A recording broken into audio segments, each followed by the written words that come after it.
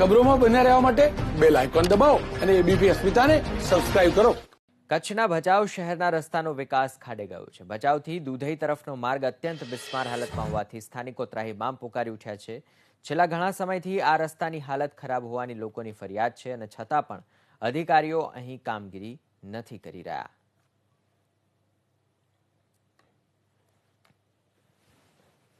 આ દૂધઈવા રોડ છે, ફાટકવાળો રોડ છે. આ તો ક્યારથી આ બગડેલો છે. અત્યારે કાંકરા નાખી ગયા છે.